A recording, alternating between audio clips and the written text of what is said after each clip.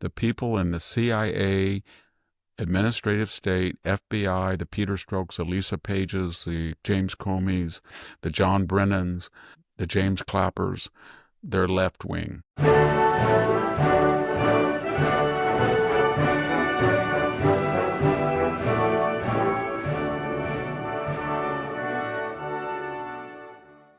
Hello, ladies. Hello, gentlemen. This is the Victor Davis Hanson Show. Victor is the Martin and Ely Anderson Senior Fellow at the Hoover Institution and the Wayne and Marcia Buskey Distinguished Fellow in History at Hillsdale College. We are recording on Saturday, May 24th. This particular episode will be up on the 27th. And Victor, I want to assure our listeners who kvetch occasionally, how come the time between when you record and when they air is so, well, it's just our schedules are what they are. But we are going to try, dear listeners and viewers, to make these podcasts closer to the actual date. When Victor begins his no travel, Victor, will give us greater. We have a couple of interviews coming up, Jack. I did one with Julie Banderas. It was really good. I mean, good on her part. And then we had one with on your recommendation, the Reagan director of the movie, Mark Joseph.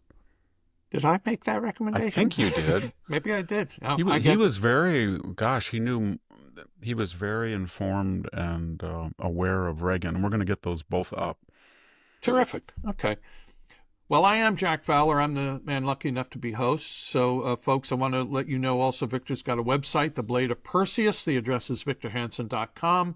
I'll tell you why later in today's episode you should be checking it out. Lots to talk about, Victor. I think the thing we'll take coming out of the break here will be the House calling for an investigation of Biden's doctor. You were his doctor.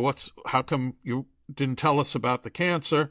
We have so many other things, Victor. You have a piece in American Greatness, and you talk about Caitlin Clark and Angel Reese, this controversy, big cuts at the National Security Council, COVID terrorism. Did you know the people who were opposed to COVID under the Biden administration, or not opposed to COVID, I mean, everyone's opposed to COVID, but opposed to some of the protocols. Yes, I did. Considered terrorists. I watched in real time how those forces on the Stanford campus systematically tried to destroy my friends Jay Bhattacharya and Scott Atlas. And thank God they failed, but they did a lot of damage to them. They've never apologized. No, I have to get this in before that my alumni magazine came this week, Victor, and of course it's Holy Cross, big piece about Anthony Fauci, who was back there, and is he canonized or disgraced? Basically canonized. Yeah, actually they had a session where he and his wife, the president of the college and the president's wife, in the church. The place was packed. And here's on the altar where the Mass takes place. And there on the altar being interviewed was the patron saint of the left, Dr. Fauci, who, by the way, is now an atheist, and he's also in favor of abortion. No, he did say that. He's an agnostic or atheist. I was thinking the other day about him. I don't know of one major statement he said that was true. He said he just stuck to the idea that the COVID virus originated with a bat and pangolin to the bitter end. I think he still does do it. Right. Then he swore under oath that he did not route through Peter Daszak's EcoHealth gain in function, and he did. And then he said that masks were of no value originally, and then he said one mask was valuable, but two was better. And then we saw him at that New York Yankees game. Remember, we pulled it off? Right. And then he said that the two, Pfizer and Moderna, would protect you ad infinitum, both from being infectious and infecting someone, which was a complete lie. And then he said there was no major danger or side effects from the spike protein. There was. I could go on, but he said he never called for a lockdown. Yes, he said he never called a lockdown. He did all he could to thwart Scott Atlas's recommendations to keep the economy open and business open. And then he reinvented himself. And then Peter Daszak rounded up that Lancet fake investigation and published that it was a natural.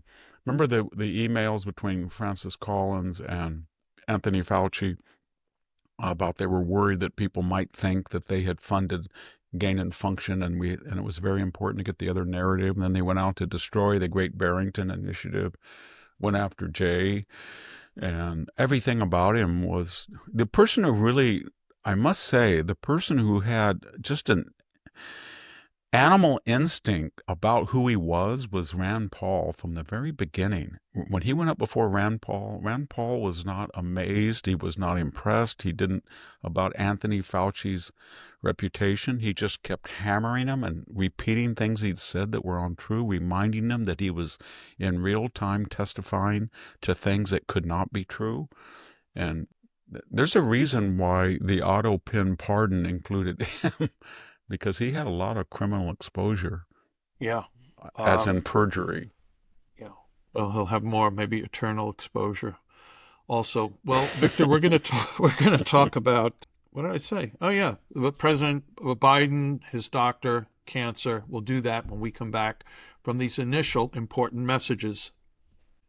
Hey folks, we're back with the Victor Davis Hanson show. So Victor, there's a article that came out today or yesterday. I think it was from, I'm looking at something maybe from Town Hall.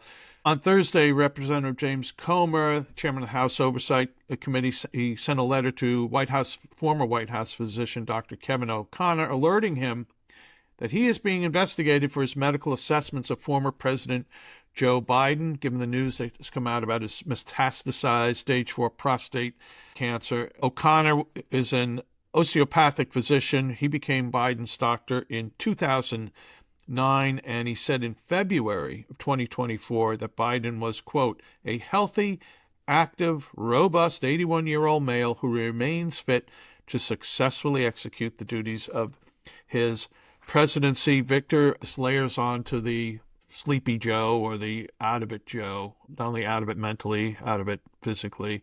Your thoughts?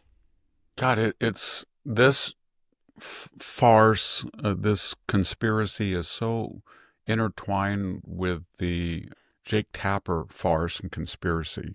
If you look at it, Jake Tapper really castigated and damned anybody who tried to tell the truth about his geometrically declining condition each month. And he's on tape. It's really embarrassing to see some of these podcasts or Fox News and others where they have clip after clip after clip of Jake Tapper. Sure, it was almost as bad as Joe Scarborough, really attacking people who questioned that. And then, in addition to that, there are clips of him on Russian collusion, laptop disinformation, the 51 intelligence, you name it. And then the idea that he has carried out this farce and first blamed the media, then he blamed the staff around him, and then he wants to make money off his duplicity. And then you have the Biden people who were just as or more so duplicitous and tried to hide the condition. And I really think if you look at the evidence, that was spearheaded by that team around him, the Obama affinity people, Ron Klain and Anita Dunn and those people. They were the direct conduits to Obama. Yeah. And then Jill Biden, who was a narcissist and enthralled with the idea she was Dr. Jill running the country. And there was almost a sense that the more debilitated Joe Biden was, rather than being a liability, the more that they saw that as an opportunity because they could impose upon that empty vessel a very far left agenda where nobody would be responsible for the downside because good old Joe Biden was the moderate from Scranton. And he was just, and then at the last denouement of this really despicable episode in American presidential history is when the Biden family I guess the word would be stave off or to stop this mounting, escalating Democratic left-wing anger at Biden and the revelations of Tapper's book, Original Sin, just to come out. Then they chose that moment, Jack, to release this stuff about that he had metastasized prostate cancer. And the implication was it had just come to light. That he didn't announce it when he lost the election. He didn't do it in December. He didn't do it in January. He didn't do it in February. He didn't do it in March. He didn't do it in April. He waited until this bombshell, damning book by Tapper came out so that he could steal some of the thunder. And as David Axelrod formulated it, that we should now cease blaming Joe Biden for covering up his debility or the media, because now he was a patient, and we all have to hope and pray, which we do, for his recovery. And that was the narrative, to stop all of the Tapper allegations. And it didn't work. They're so much in an echo chamber, and they don't understand the American people. The American people's natural and correct response was, okay, you want us to believe that a person with metastasized prostate cancer, you just found out about it, you gave no PSA, you didn't do anything, and you just happen to want to tell us right now? We don't believe that. So it just made the duplicity even more transparent. And when you look at all of the urologists, I'm not talking as anybody without a single claim to medical expertise. I'm just talking as a historian that collated what a lot of these urologists have said, and then scientists. Stephen Quay's been very vocal about it as a cancer researcher. Dr. Hamadi on Fox, Dr. Emanuel, the architect of Obamacare, but a close confidant of the Obamas and Biden, Dr. Siegel on Fox, they all say the same thing. And what do they say? Can I, Victor, when Emanuel said it, it really did seem like he was talking as a doctor, but also talking to create political coverage. Yeah. Yes. And they were basically saying that this had to be known when he entered the presidency, and it was likely to be monitored. And the idea you don't give a PSA test after 70 or after 75 to the President of the United States is absurd. And so it's just absurd that when they released the medical records, the annual medical records and tests, they never included a PSA test in the manner that Barack Obama and Donald Trump had. So then the obvious implication, sometimes explicit on these doctors' parts, was that Dr. O'Connor knew that Joe Biden, as an septuagenarian, had cancer, and maybe it was a slow growing, and it may have been slow growing because it could have been there for 5 to 10 years. And they probably thought, Joe's so racked with health problems. He's got 2 major aneurysm surgeries.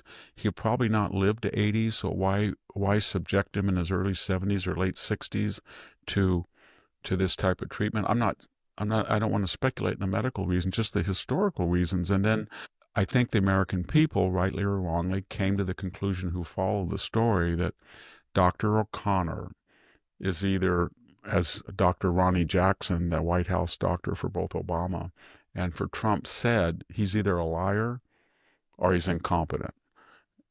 That is, he was probably giving PSA tests all the time that were not officially recorded on the medical records.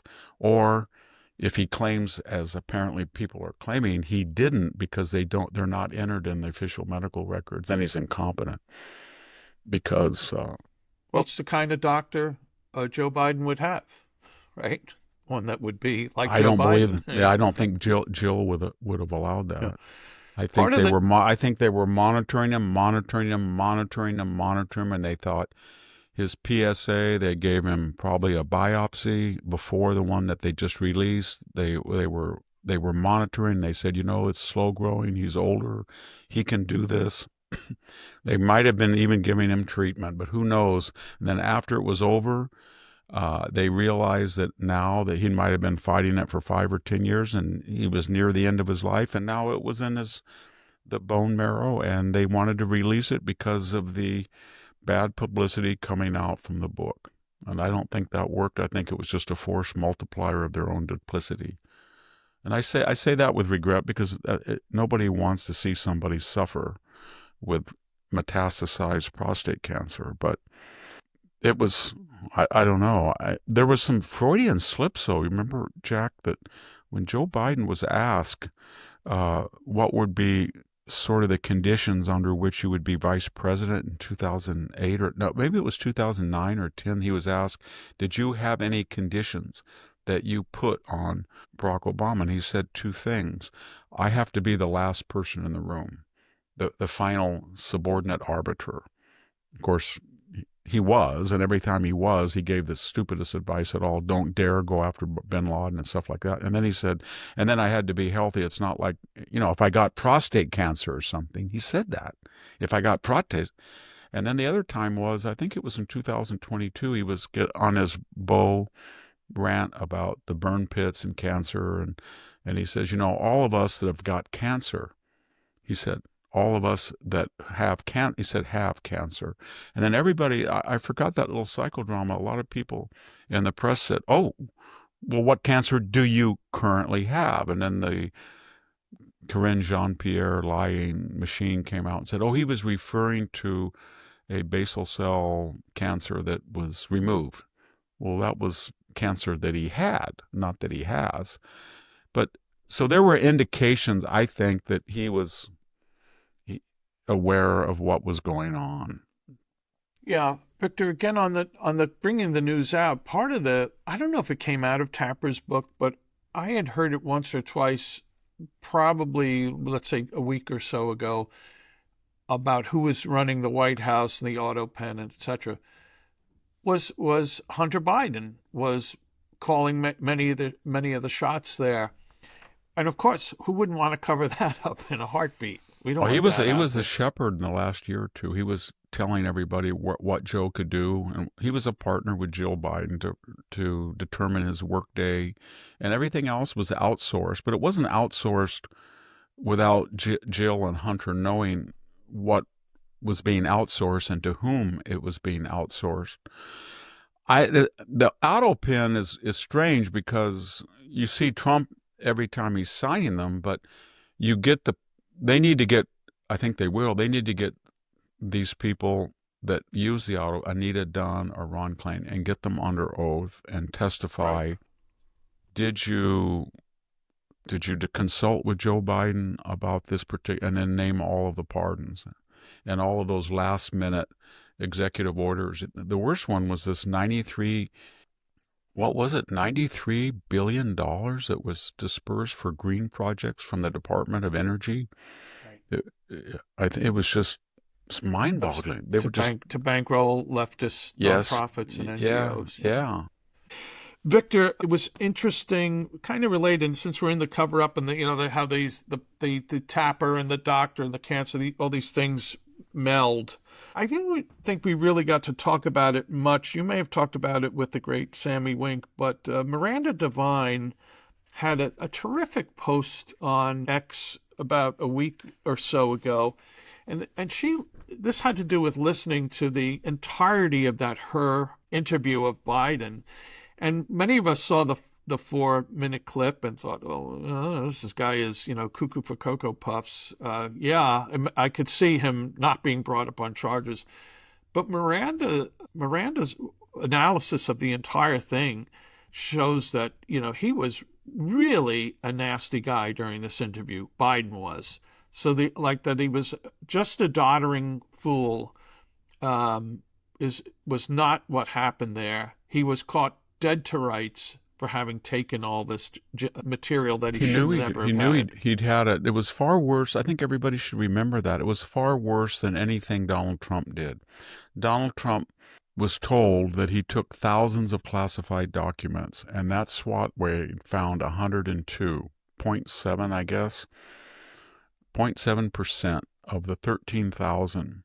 There was only 102 classified documents. That was it. And then the FBI scattered them on the floor in a way that they had not found them.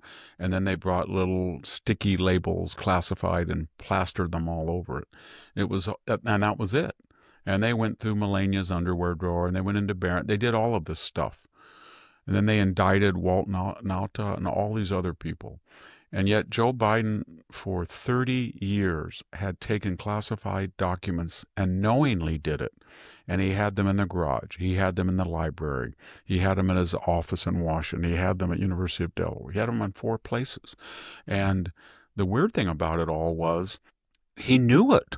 And then this lying media, and that's what they are, this lying media said, well, Joe Biden came forward when he discovered that he had taken these and he didn't know how many classified, but unlike Donald Trump, he volunteered. No, he came forward because he had just appointed Jack Smith to go out in a lawfare vendetta against Trump on the documents, and people were asking. You can go back on the internet and look at it, and saying things like, "Well, did Biden ever do this?" People on the right were saying that, and he panicked, and he told his lawyer to go contact Merrick Garland. And then they made this complete, Corinne Jean-Pierre made this complete fantasy statement. Unlike Donald Trump, Joe Biden, the moment he realized that he may or may not have had classified files, he came willingly to work with us. And that was a complete lie. He only did it to cover himself because he was going after Donald Trump. And then he had a very incriminating tape with the ghostwriter, and the ghostwriter says on the tape that he's got access to classified. They're discussing it, and then what did they do? They destroyed the tape. And then Herr should have indicted him and Biden for doing that. It was subpoenaed, and then the ghostwriter said, "Well, I only did it because it could have been hacked." Well, why didn't you do it 10 months before or 2 years before? You're a pathological liar to make us even think that that could be true. And then he was very patient on the tape, but did you notice how Biden's lawyer kept answering the questions? And then he got into something about the Mongol, all these tangent stories. They were bizarre. And it was just, Robert Herr should, I have a lot of empathy for Robert Herr because people like Jill Biden and Joe Biden, and especially Kamala Harris, and especially Chuck Schumer and Adam Schiff. How dare you say that the president is an old man with a poor memory? That's not your job. And that was charitable, what he said. And more importantly, all they had to do was show the tape to prove that and they cleaned up the transcript. It wasn't an actual verbatim reflection of the things, the ahs and that was all cut out. But all they had to do was release that tape, and that would have proved it. But they were never going to release that tape because they knew they were lying the entire time. And then when Kamala Harris, you should be ashamed. The worst statement was another one of these Bidens where he will do anything to gain empathy. And in that conversation, he said, "Well, this was a troubled time because of Bo's death, and then Bo died, and he had the wrong date."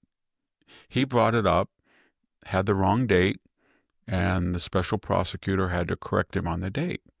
And then that was part of the official report. I read the report. It said Joe Biden was confused about the date, and he was asked about that in a press conference. And he lied. He just turned on her and said, "How dare he bring that up?" He didn't bring it up, Joe. You brought it up.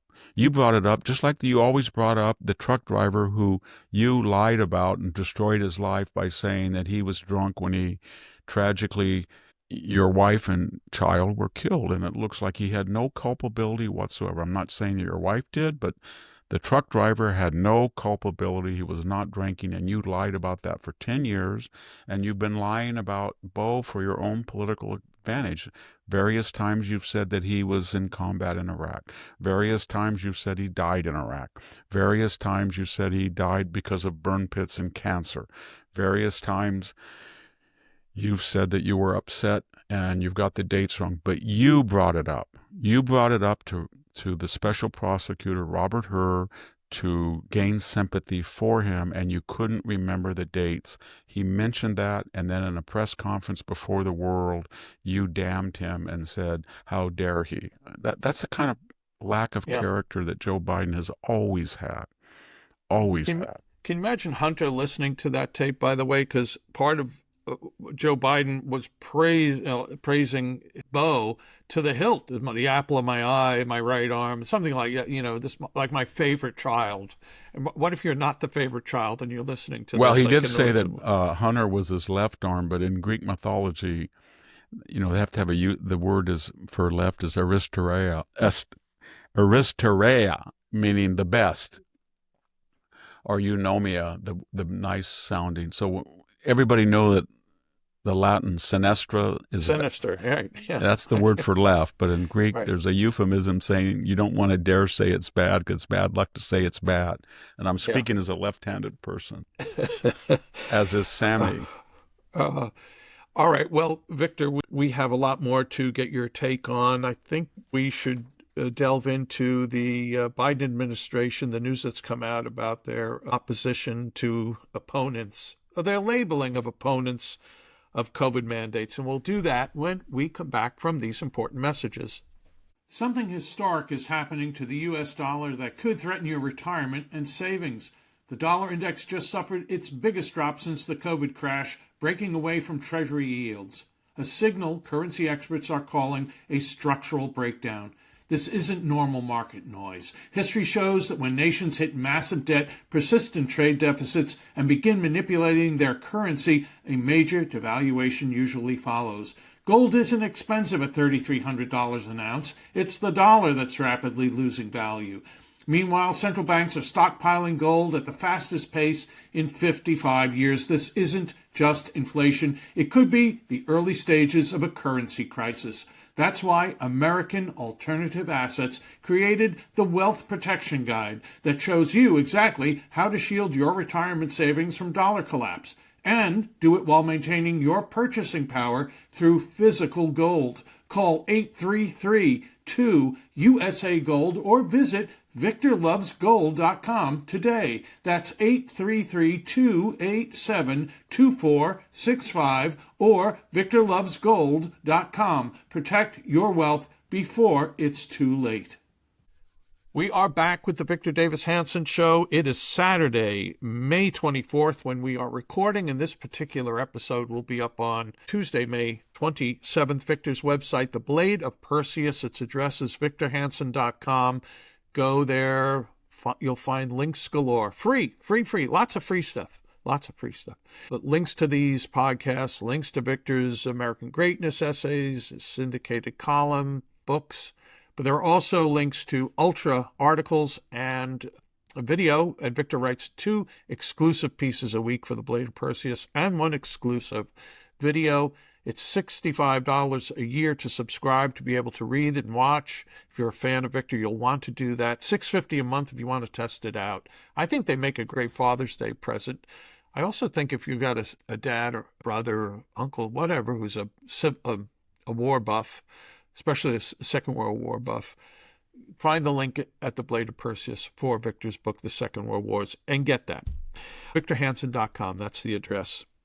Victor, here's the headline. This is from Michael Schellenberger, Catherine Herridge, who was the mysteriously fired CBS reporter, and Alex Gutentag. Headline, Biden administration labeled opponents of COVID mandates as domestic violent extremists. Newly released documents show Tulsi Gabbard has released this. Let me just read this quickly. The report Gabbard has declassified claims that, quote, anti-government or anti-authority violent extremists, end quote, specifically militant militias, quote, characterize COVID-19 vaccination and mask mandates as evidence of government overreach. A sweeping range of COVID narratives, the report states, have resonated with DVEs and motivated by QAnon, blah, blah, blah.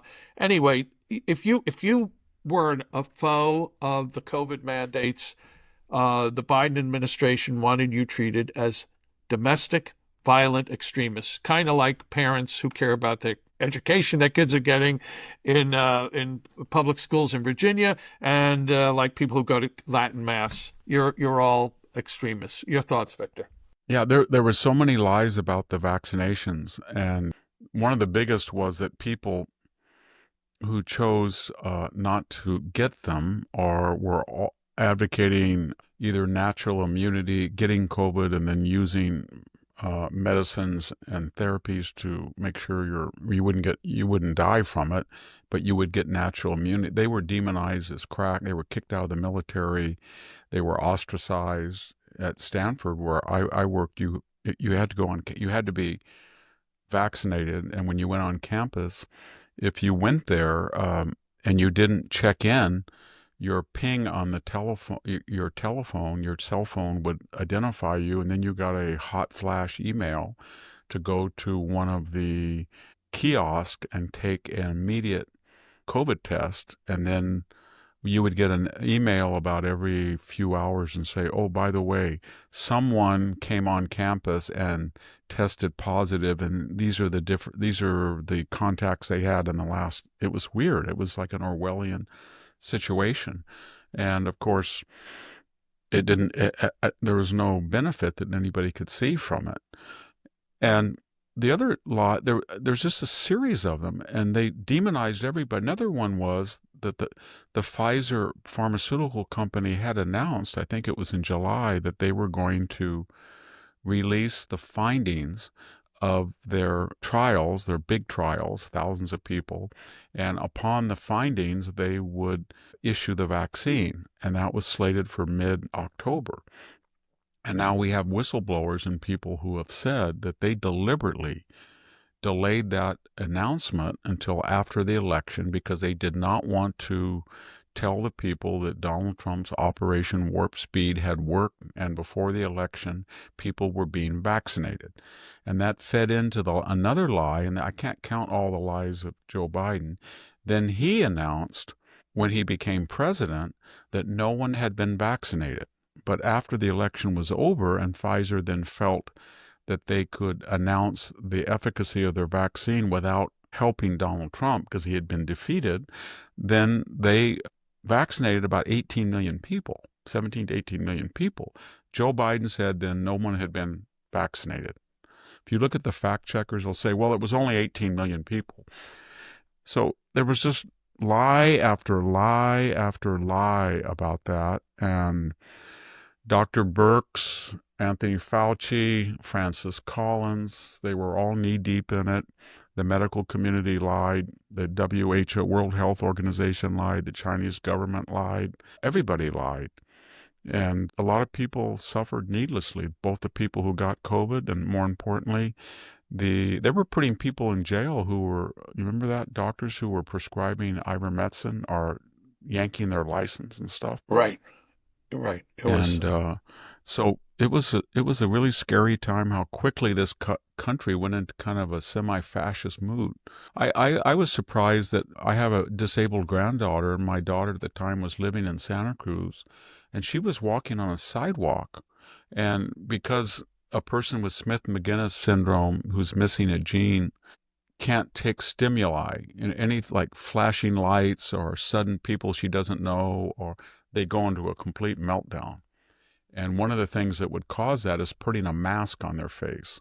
So my daughter walked out in the open, breezy ocean air of Santa Cruz and was walking on a sidewalk with her mask, but not with Lila's mask. And a person came out from the house, of course it was an academic, and started screaming and yelling and threatening her. And that was the kind of the mood. How dare you do that? Who put a mask on that guy? Out in the open air. And then you would see in California, maybe you saw it back east, when you'd be driving, you would see people in a car by themselves with masks. What was that, the idea that the filtration system in the car was sucking out germs from the highway, and then they were going to be protected inside the car? I didn't know. What was it? I mean, the surfer, like, well, you couldn't do anything outside. I had a very good doctor, and she's wonderful, and she wears a mask, and I could see why, because she was in close contact, right, every day with people and spittle, and she did not get COVID, and I had no problem. I think that was wise on her part. With patient to patient, everybody wore a mask. When you went to see her, I wore them. I didn't bother me a bit. But the idea you're out in the open air, or you're at Home Depot, you remember social distancing, and you can't, they painted little circles in the parking lot, and it was like chess, or you were a checker, you could go up to one space, and then they would announce. Up aisles and down aisles, you're walking the wrong way. Yeah, so a little speaker goes, there's 48 people now in the Home Depot, and we are now letting a group of 6 go in.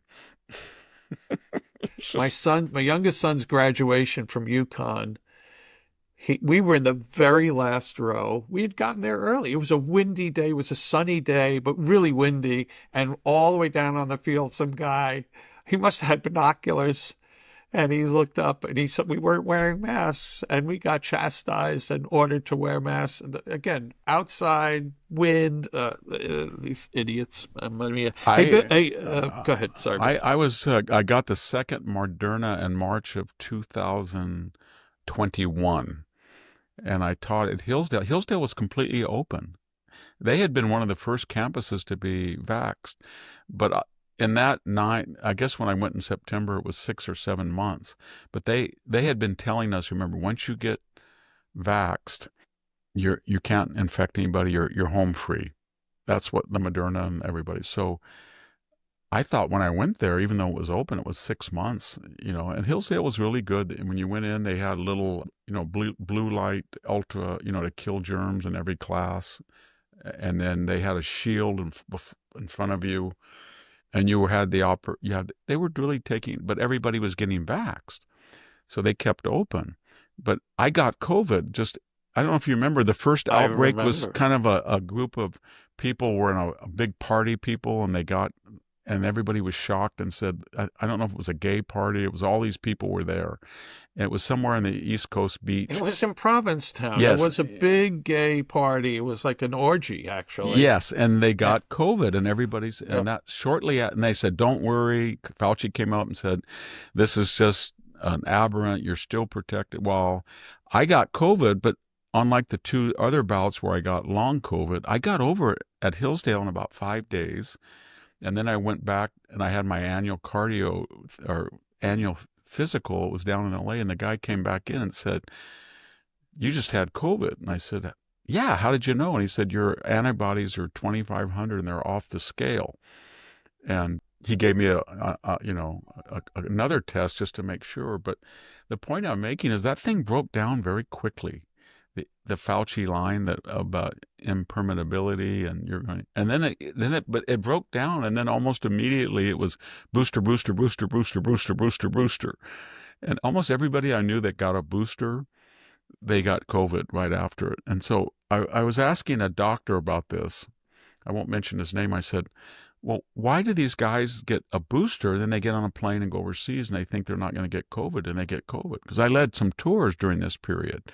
And it seemed like the people who had just got a booster were more vulnerable. And he said, in general, every inoculation, the flu is included, for a brief period, it lowers your white blood count, and your immune system has to absorb the inoculation and react, and that makes it, for a 10 to 15 day or 20-day period, you actually have less immunity as your body uses its energy to develop an immunity. And he says, unfortunately, what happens, people get a flu shot or COVID shot, and if they're one of the types of people that have a low white blood count, low normal, like 4, that will take it down below normal. For most people, it won't matter because they're, 6 or 7, it takes it down a little bit.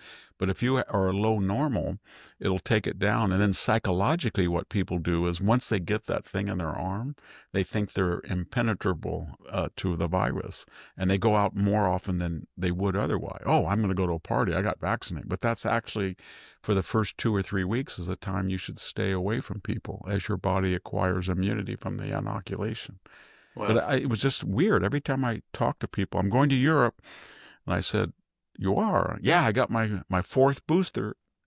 I'm protected." And then I'd see them, "How was Europe?" "I got COVID." I don't think I know anyone that got boosters, or knowingly know that they got boosters. Everybody that Uh, I worked with got boosters. well, of I course, had 2, and the second Moderna gave me such a bad reaction. I said, "No more." I had friends that just begged, "Don't do it." There was some I have to apologize. There were some very close friends of mine that said, "Don't do it. It's a spike protein. It's not a vaccination, Victor. It's genetic engineering. It's making your cells pump out spike proteins to fool the virus, and you don't know which immune system will keep pumping them or where they're going to go. The spike protein will go to your brain or your gut." They had all these weird things. I thought, these people are crazy. It's been tested. And I got it, and I wish I hadn't got it.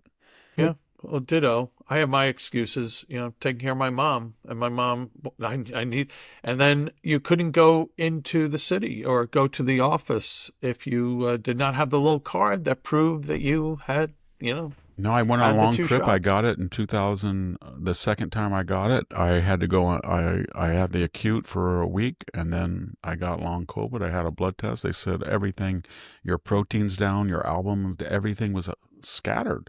It's crazy.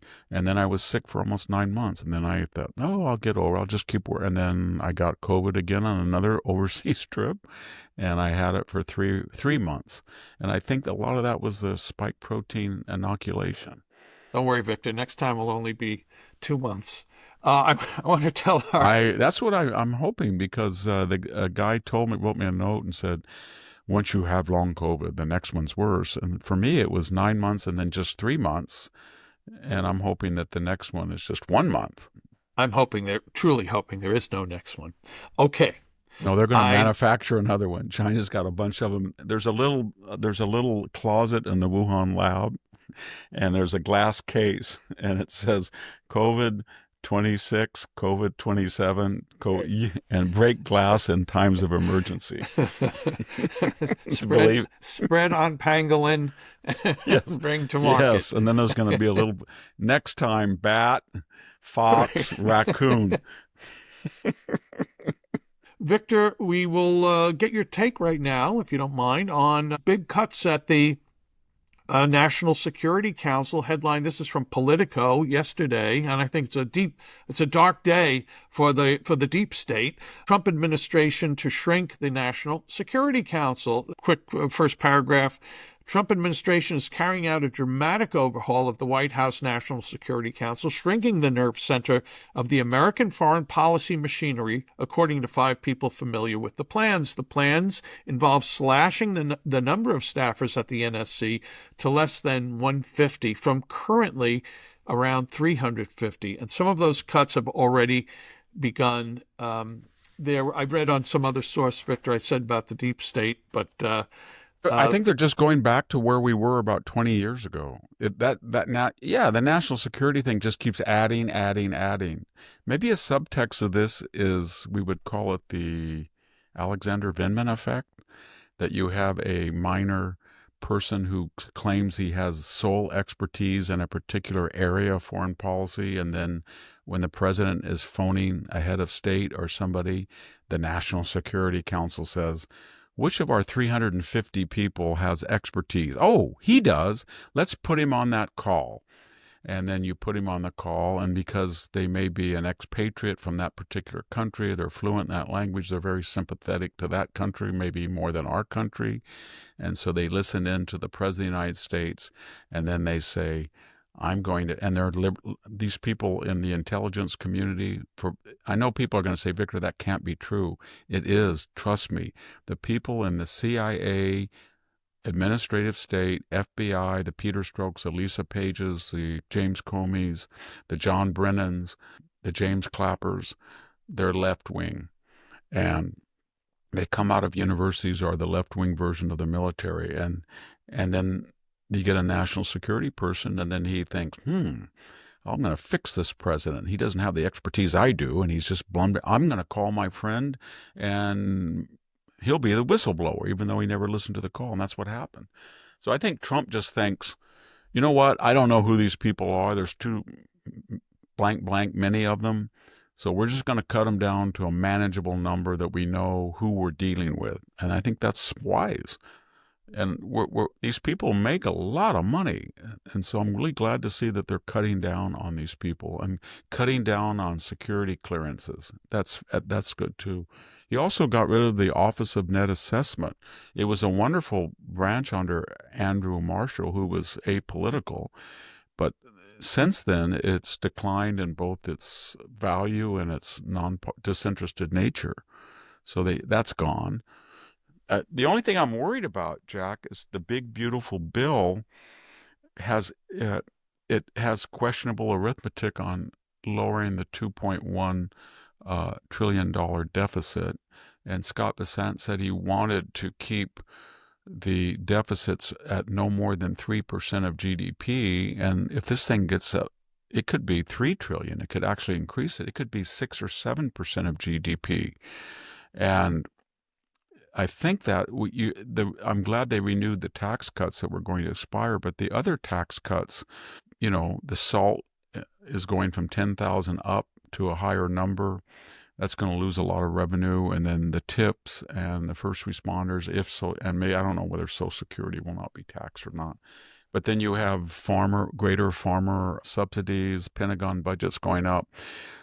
And when you look to the administration, they say, well, we have all of these incentives, and we're going to get, $10 trillion in federal investment. Energy level is at an all-time low, so the economy is not going to grow at 2%. It's going to be more like the first term, because we're emulating what we did in the first term when we got 3%. In fact, we didn't have the foreign investment, so we'll probably get 4%. They think they can get 4% of GDP, the deficit, get it down to 4%, not by cutting anymore.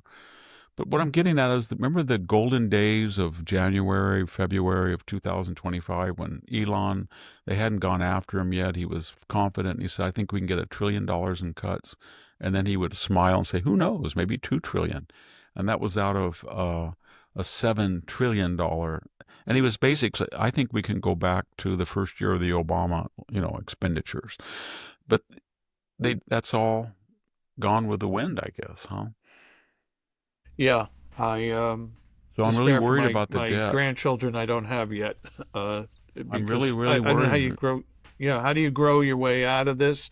I mean, if you increase the revenue, you will also increase the incentive for the then legislators to spend that. That's what's happening. All these Republican legislatures, they looked at this and they said, yeah, that's $7 trillion that Biden printed, Build Back Better, inflation. Oh, wait a minute. My district's going to get a lot of green money. Oh, wow. I'm going to get a lot of Medicaid money. And Joni Ernst in the Senate already said that she's going to restore the Medicaid cuts because of poor rural people. I can understand that, but the labor participation rate is 62%. It's just flat. And that means that 38% of the people who can work are not working. And there's so many, and what's weird about, they're not going to get any upside out of this, because the left is screaming and yelling about the cuts that they did make. Oh, you're killing children, you're starving children. But had they got close to, say, cut the deficit in half with a plan to have a balanced budget in 4 years, then they would have had an argument against their hysteria. They would have been able to say, yes, but we didn't have the money, and it was hurting all of us. And if we can just bear it, we will get to a balanced budget in 4 years. And we're making the most progress we have since 1999, 2000. But now the left can say, well, you cut all of our dear little programs, but you still are going to either keep the deficit or you'll raise it. You can't even, and that's going to be hard to, it's not going to help them in the midterm. So I wish that they had cut another $1 trillion. And maybe I have the three of the brightest people, not solely those three that I met at the Hoover Institution, were Scott Atlas, Jay Bhattacharya, and Kevin Hassert. And one of them, Kevin, is running a lot of this, and I think he's a very bright guy. And he keeps insisting that they're going to get up to over 3% GDP and maybe higher, and that's going to raise the revenue. But that's what all the Reagan economists said. You remember when we cut I just like to see something like the Gingrich-Clinton conciliation of, so between 97, 98, 99, and 2000, we had a balanced budget. Yep. And we were making a fantastic progress to paying down the debt. And then after the 2008 meltdown and the Obama spin and print money, then people got angry, the Tea Party, and Obama said, okay, we'll have the Simpson-Bowles Committee. And I knew Alan Simpson really well, and they toured the company. They said, here it is, 3 tax brackets, simplify. We'll go gradually but determinedly. And right now, our debt would be about $10 trillion, not 37, maybe 8. And we would be on a geometric ratio of getting rid of it. the debt had we just done Simpson Bowles, and it wasn't that dramatic. But I don't get Republicans. I really don't. I don't understand how they can campaign on lowering the debt, getting rid of the trade deficit, stopping the budget deficit, and then go in there and see all this funny money that's been printed and say, I don't want to take the heat to cut it, or I want the money for my constituents, or I'm an incumbent. I don't understand it. But I also understand at this late date, stopping the big, beautiful bill will be counterproductive. And then the left will say, we have iron solidarity. We stop that bill because they can't get their act together. So it's they put themselves in a really bad position. Well, I'm all of a sudden very depressed. But that said, Victor, we've got a few more topics to get your opinion on. And I think we should round out the show talking about energy-related issues, and maybe we can get something in there also about airplanes or flying. And we'll do all that when we come back from these final important messages.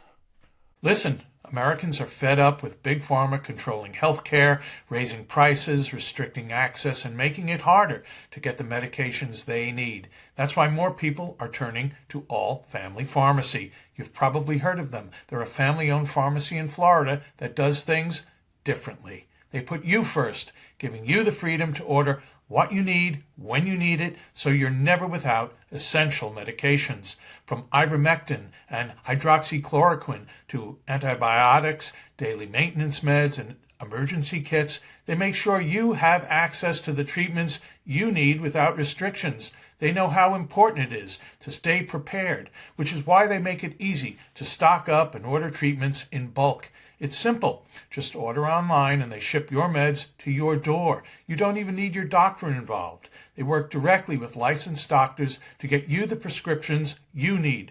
Visit their website today and get 10% off your order. Go to allfamilypharmacy.com/Victor and use the code Victor10. Again, that's allfamilypharmacy.com/Victor and use the code Victor10, that's Victor10, to get 10% off your order today. We are back with the Victor Davis Hanson Show. Let me get the flying thing in here, Victor. I've got so many letters that people wrote me because I wrote why I hate flying. Right. I'd written it 2 years earlier, but I updated it, and people wrote me things that I hadn't even imagined, but they were absolutely true. Yeah, I did say something about an ostrich when we were talking about what do you call it, like a security ostrich. It really was someone trying to get on with a peacock. So I apologize. Someone also tried to get on a plane. I think someone actually did get on a small horse. I saw a little horse in the Chicago airport, but I don't know if it was trying to get on or not. And then, and again, the one person wrote me and said, you forgot to mention that as soon as the takes off, the guy jumps out and opens the overhead, and then you're bombarded with a bomb load of baggage on your head. Hopefully it hits someone else and not you. This thing was, and we'll do this quickly, Victor, because this is, you can't imagine the comfort getting worse on a plane, or the lack of comfort getting.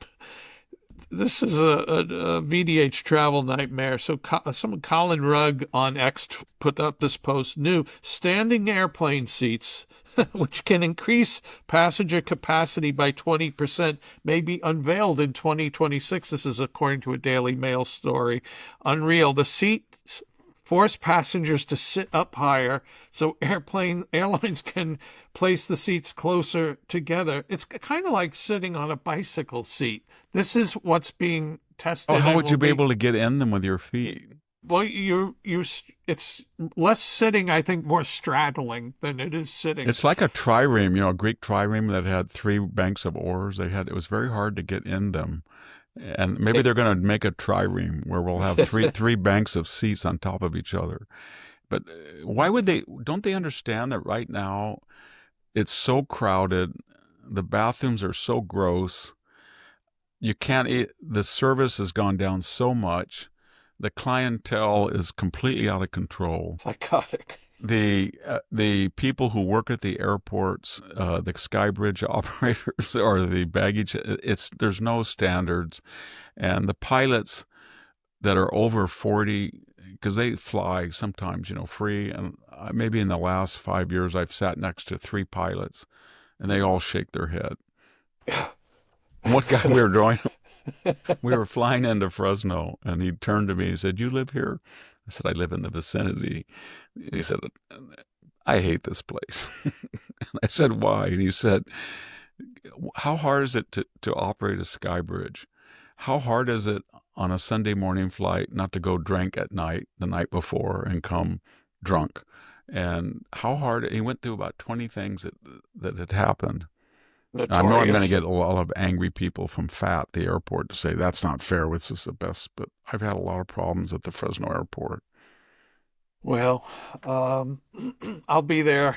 I'll be there in a couple of weeks, so And I'll that's have to my experience it airport. again. Yeah. So, Well, at least it has some adequate hotels in walking distance. All right, Victor. Let's lump these two things together. Two issues as we close out the show.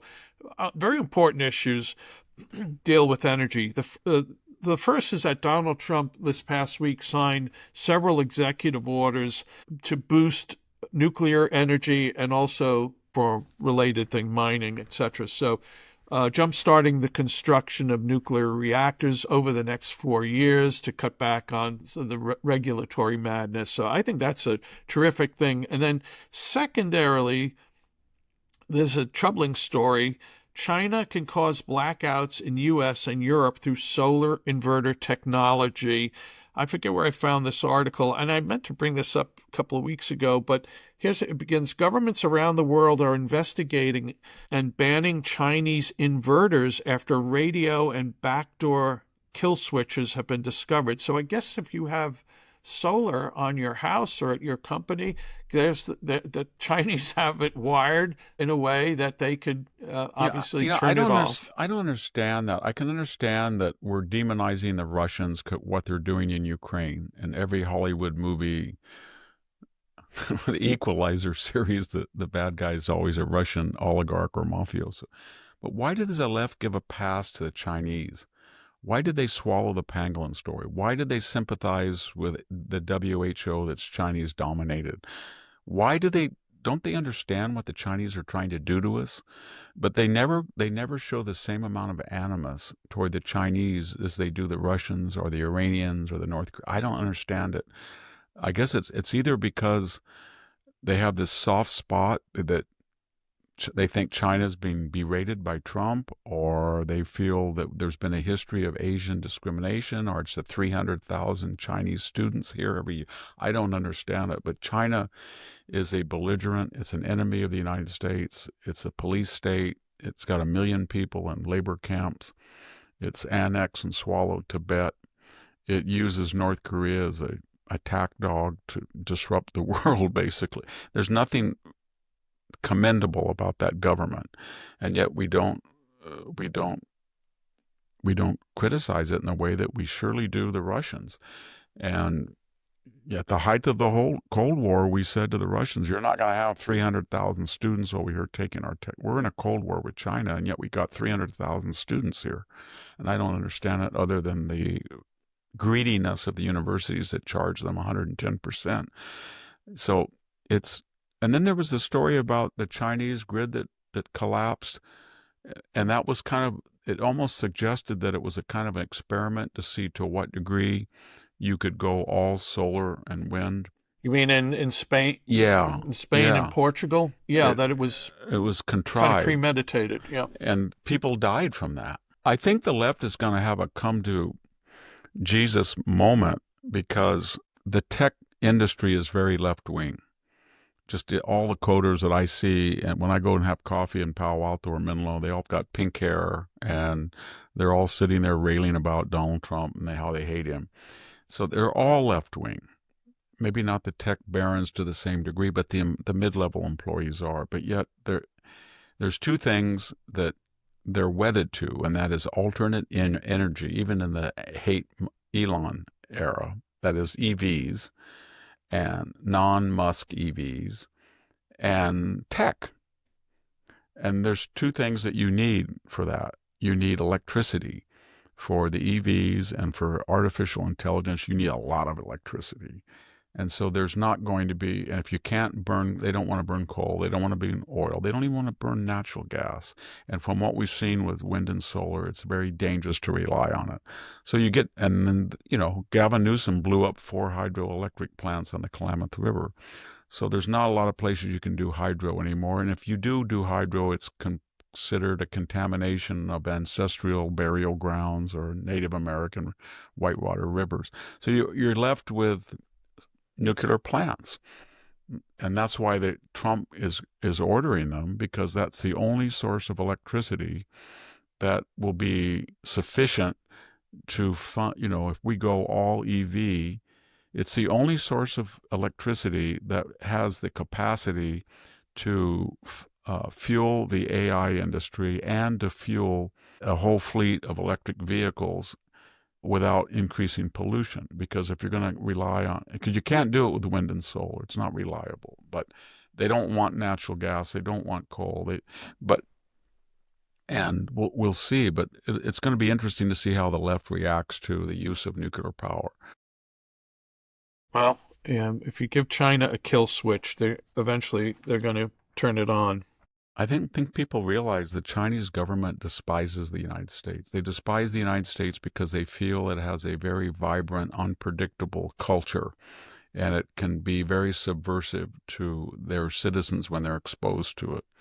So when these students come over here and they go back home, they're afraid they're listening to American music, or they're dressing like Americans, or they've adopted American jargon, and they're not, as they're all supposed to, file reports or have interviews with their handlers and tell them to what degree they came across valuable technological. And they're worried that, in my view, it's a question of, will China be able to steal more technology by having 300,000 students here? Maybe 1 or 2 or 4%, 5% are actively engaged in espionage. That's what the figures that I've read suggest. That's 3,000 to 5,000 maybe. Or are we subverting them with our, I don't know, rap culture, uncouth culture, and they become subversives when they get back to China? And I have a feeling that left-wing dogma that we are changing people to appreciate our culture doesn't match up with the damage that's done through espionage by having all these students here. I've mentioned before in World War II, Jack, that all of the Japanese generals and diplomats that had gone to the United States, Admiral Yamamoto had been at Harvard University in the 20s. Tojo himself had taken a train ride across the United States. Misaka, the foreign minister, had grown up as a foreign exchange student in Oregon. Their experience with the United States, they did have a deep respect for its industrial capacity, but they were, one of the reasons they did something stupid like Pearl Harbor and to aggravate the United States earlier was they did believe that the United States was a decadent place, and they wouldn't respond because they were either listening to jazz, or they were can-can dancing, or they were wild drunks, or so they. What I'm getting at to everybody is when people come into our culture, we naturally think that we're so free and we're so vibrant and we're so wealthy and they want to be like us. And a lot of people come over here and they hate it. Well, didn't G spend some time here in Iowa? I thought I think he spent did, some didn't time he? in America. Yeah, Yeah. We don't make converts. You can see that in the Middle East. A lot of people from the Middle East that come over here, when they return, they are more anti-American than when they arrive. Yeah. We should be surprised. I mean, envy is the core sin and has been since the Garden of Eden. So why wouldn't they be envious? I always say they look at our magnanimity and they don't reciprocate in kind, but they see it as weakness to be exploited rather than emulated or returned in kind. Victor, I had to pull out my calculator because you mentioned the number of Chinese students, and it's 330,000. And if you just, let's say they all went to a state college, which they all don't, and they're spending about $30,000 a year because they pay full freight. That's at least $10 billion a year in revenue to the higher ed institutions. And to cut the graduate, that out, it's more than that. It's I know. Yeah. It's a huge amount of money, and that's why the universities won't We have a declining fertility rate, a declining cohort of 18-year-olds, so they look to foreign students. That's what the subtext is about Harvard's anger, about the Trump order, and the lower cut, 150 countries they brag, but what they're really saying is we gouge foreign students and we make them pay the full amount of money, and it's a big money maker for us. And we don't really care whether they're pro-Hamas people or they're agents for the Chinese government. If Yeah, anything, follow we the like money. it because Qatar and the Chinese government have given us in aggregate 50 or 60 billion the last 50 years, 40 years to universities. Well, Victor, I wanted to mention one thing as we end the show. We have a little piece of business to conduct, but we were talking before about Joe Biden's lawyer and Joe Biden's three people who are maybe manipulating things in the office, and that's Anita Dunn. She's one of them, and her husband is Bauer, Biden's lawyer. So who was the one chuckling and laughing during the Robert Hur investigation. So Yeah, she was just the one another that told example us, of, remember that she told a little group of students that her favorite man in history was yeah, Mao Mousy Zedong. tongue. Yeah. I like him. He mussed people's hair up a little bit by killing 70 million of his own people. But, things happen. You got to break a few eggs for the communist omelet.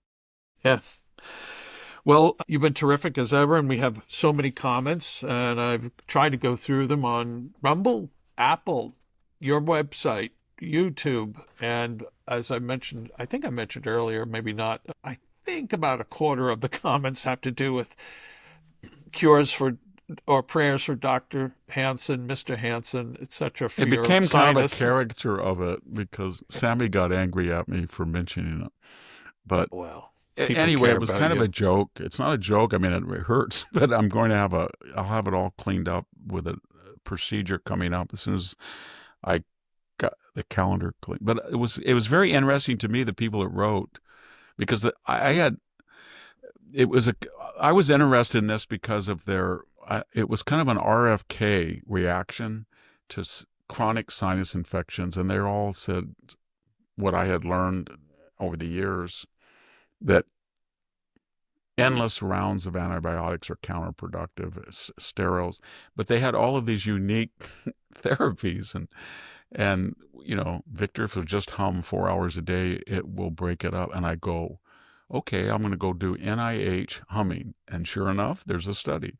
Victor, if you get on all fours and look like a cow and put your head down in the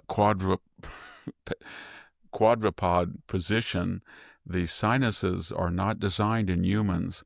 The canals that empty this maxillary sinus go up on like a horse or a dog. So you will have to get like a horse or a dog and bend down, and then it will drain. And then somebody gave me the lymph massage, and they all have historical support. Right. And so if you're in enough pain for long enough, you'll do all of them. I have done all of them. Okay. Upside down, Victor. And I Take appreciate them. I really pictures. do. Yeah. People are very nice to Yeah. send them. Oh, they are. All right, I have a few comments I want to read here, Victor. This is from Drew Cartwright, who quickly writes, as refreshing as a cool glass of water on a hot day, VDH brings soothing relief with his calm, pinpointed commentary. Thank you, Drew Cartwright. Another one is from Philip Edwards 9129, who writes, Dear Victor, Jack, and Sammy, I can't thank you enough for the hope you give me for the future of my family and country. Such good-tempered comments combined with such deep knowledge and erudition, you definitely keep me going. Thank you. And the final comment is from B. Rowan 5480. And we were talking, Victor, you were talking about, the things are 2 generations ago, our grandparents' generation, what they did without the tools we have today, great things they accomplished. So he writes, my second cousin, Tracy Abell, was the Los Angeles City and County Planning Commission's architect back in the 1950s. It was his type of men and women back then and their predecessors in the 30s and 40s who built the aqueduct and made the planned civic growth of Los Angeles the envy of the world. Uncle Tracy would be appalled by what Los Angeles has come today. Amen. And they just arrested, remember that he was under house arrest, the deputy mayor of Los Angeles. Now they have arrested him and arraigned him. He phoned in a bomb threat to the city council. He was Karen Bass's subordinate, AWOL during the fires, but I think it has something to do with Israel and Palestine, a bomb threat. So he should have taken, I guess he was tutored by Representative Bowman. Yeah, maybe by Representative Bass, who was a Cuban Che gosh. Guevara, Castro expert. Hey, Victor, I want to let people know again, victorhanson.com, The Blade of Perseus. They should subscribe. As for me, I write Civil Thoughts, a free weekly email newsletter. It comes out every Friday in your inbox. Go to civilthoughts.com, sign up. Why would you do it? I give 15 recommended readings, good articles, great articles, interesting articles I've come across in the previous week. It's free. We're not selling your name. I know a lot of people write me and are thankful for it. They enjoy it. So maybe you will too. You've been great, Victor. Thanks, folks, for watching. Thanks, folks, for listening. And we will be, I got to find a different way to say this. We will be back soon with another episode. Don't edit that, anybody. We will be back soon with another episode of the Victor Davis Hanson Show. Bye-bye. Thank you, everybody, for listening and watching. Much appreciated.